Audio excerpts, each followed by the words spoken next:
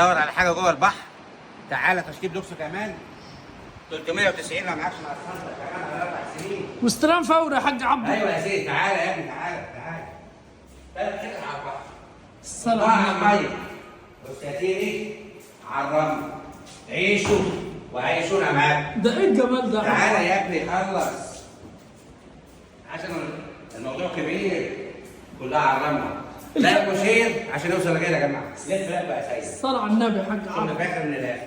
يلا بينا. يلا بينا يا حاج عبده. عادي دي ما يقعدش ومعانا مجانا كده. المفصلات دي بحالها بتوصل على البحر يا حاج يلا عبده. يا سيدي. يلا بينا يا حاج عبده.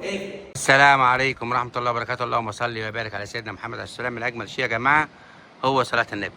طول عمرك بتحلم وتدور على حاجة وش بحر كده، حاجة جميلة جدا والاستلام فوري. مفيش بكرة ولا بعده. يا باشا الاستثمار في العقار جميل جدا.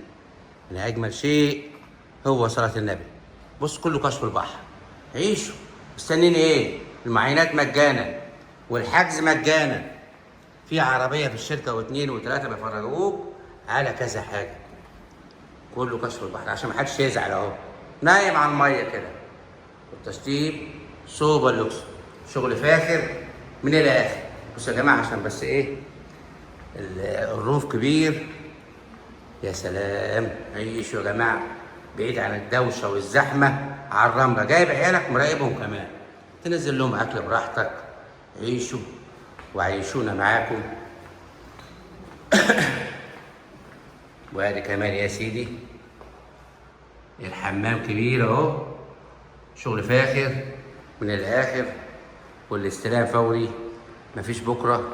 وانت واقفه في المطبخ جايبه البحر كمان. الثلاث حتت يا جماعه على البحر. تصور كده